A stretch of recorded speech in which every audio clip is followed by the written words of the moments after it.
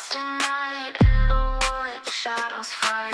Bombs take gold, can't take flight. Power's gone, nothing's right. Cauldron cold, no more fire. Potions fail, dreams expire. Spirits whisper, call me liar. In the dark, lost desire. Purchase cry, echo loud. Through the fog, through the shroud. Mystic force, once so proud, now just whispers in the crowd.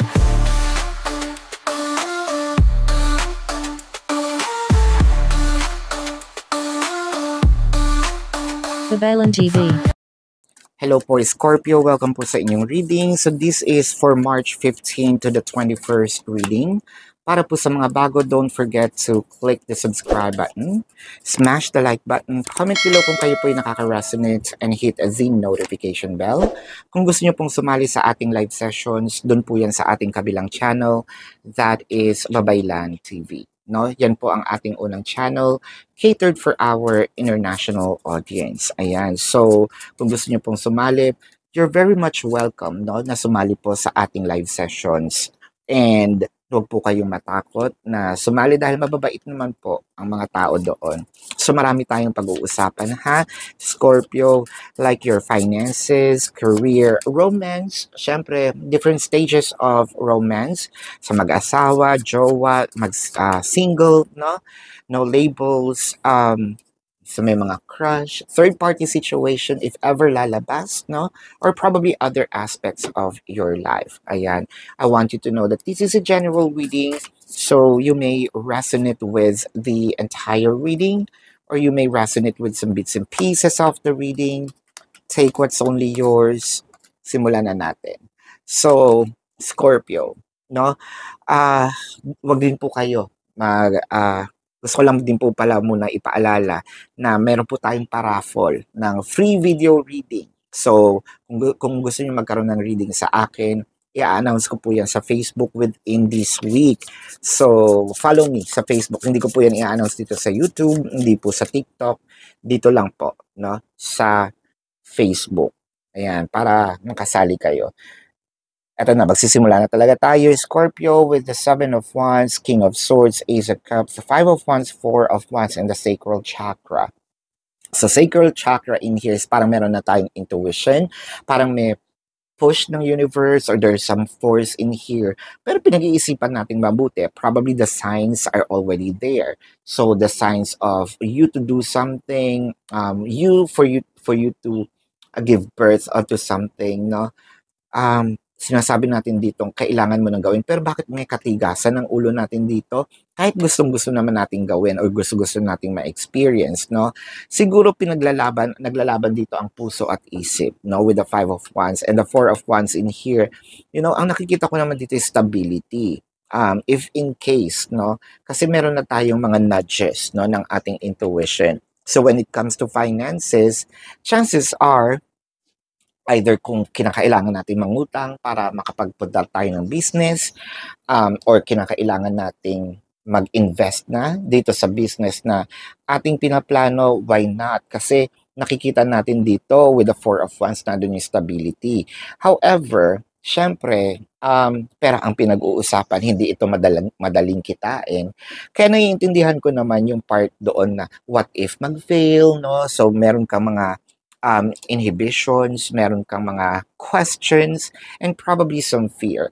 Pero gustong-gusto mong gawin. So, nagtatalo talaga dito ang isip at ang iyong puso kung iyo bang gagawin. Nakikita ko ang stability. However, tingnan pa natin yung ibang cards, no? Mamaya. Or kung nagpahiram naman tayo ng pera, I feel like baka kailangan mo na kunin. Kasi itong person na ito is parang meron naman ng pambayad kaso hindi ayaw niya lang. Yun kasi ang mahirap kapag nagpautang ka, no? Yung taong pinautang mo meron ng pambayad, pero ayaw pakawalan yung pera. Nanghihinayang siya magbayad,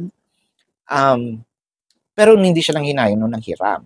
Nung nanghiram siya, madali mong napahiram, no? Nung ikaw naman ang kailangan mo na yung pera, or meron talaga silang perang pambayad, tsaka na wala pa naman yung due date or hindi pa naman siya, no, nag-a-ask hindi pa naman siya nagtatanong.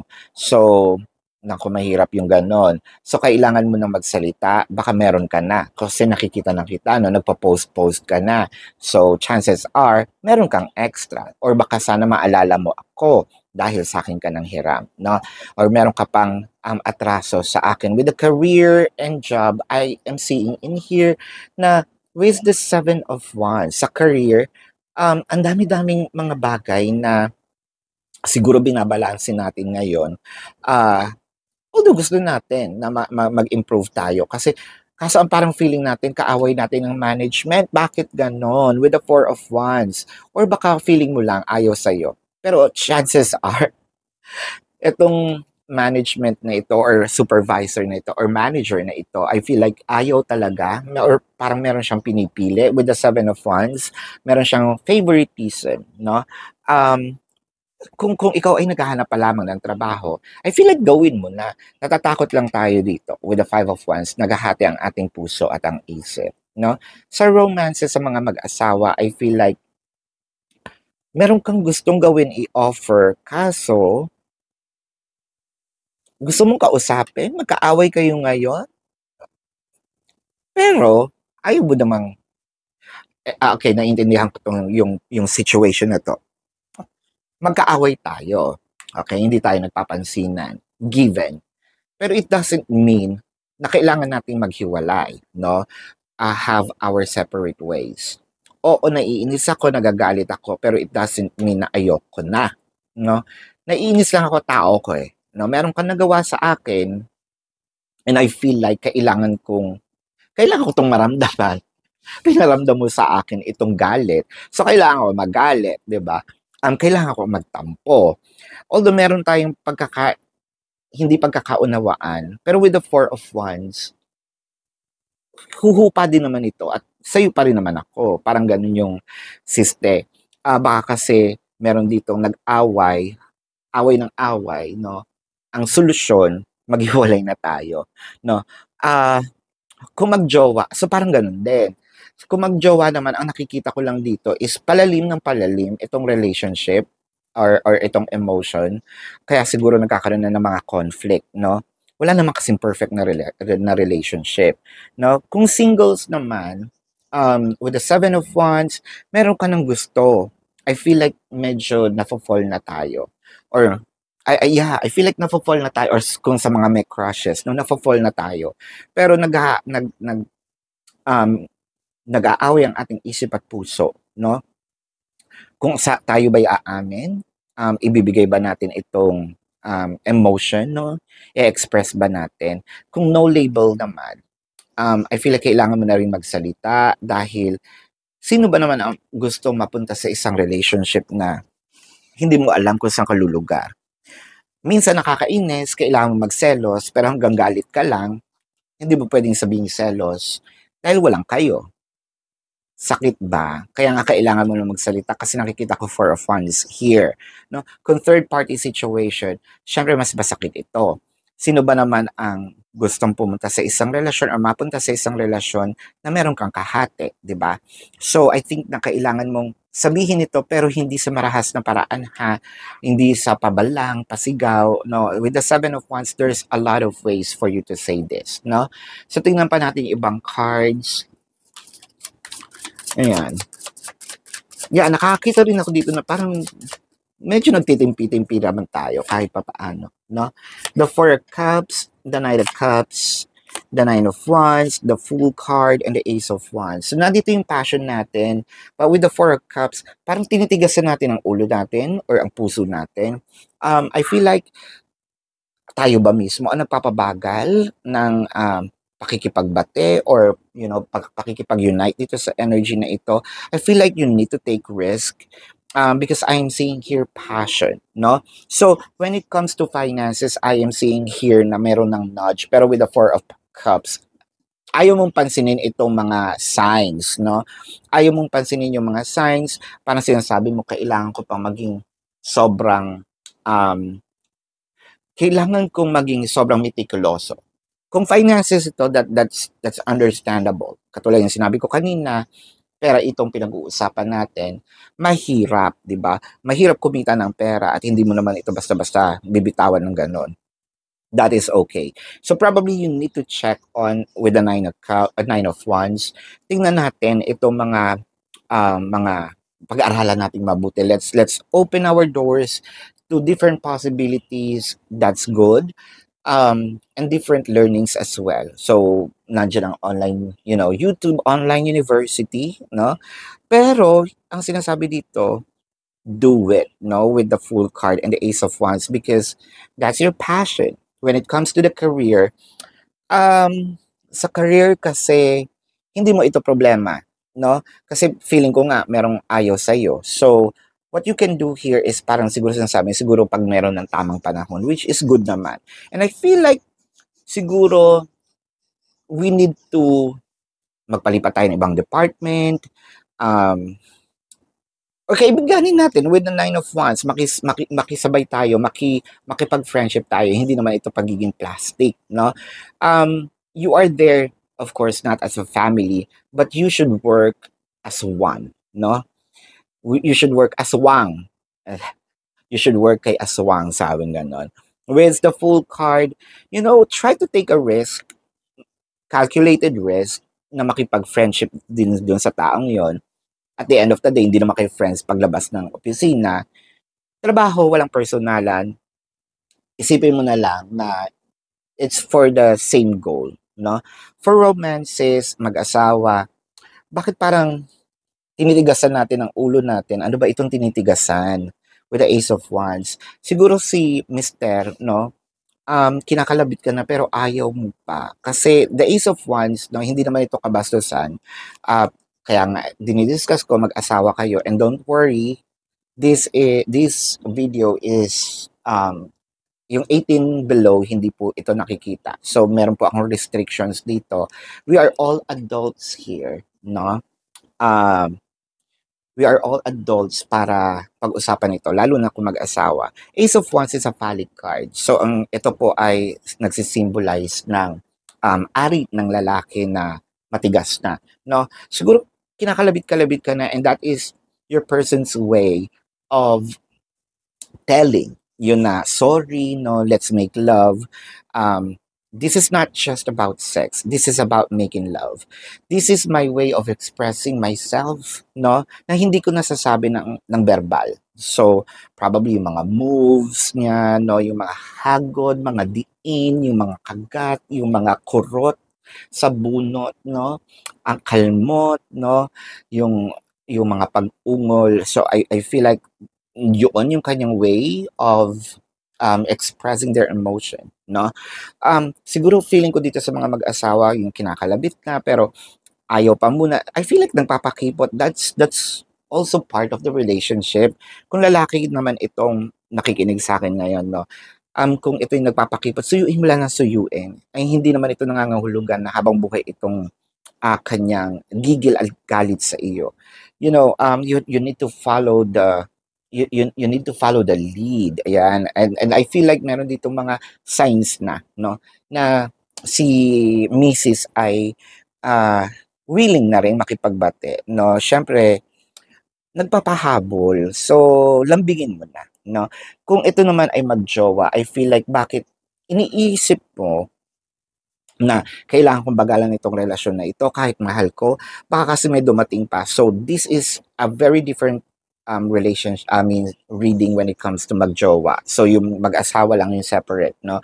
With magjowa, ang nakikita ko dito, baka kasi binabagalan itong relationship na ito, since wala pa namang contract, no, or yung marriage, I feel like kaya ito binabagalan kasi someone is still kind of open for someone new to if in case if there's an opportunity, to elevate the relationship or their romantic feelings, whether this is for the same person or sa ibang tao, no?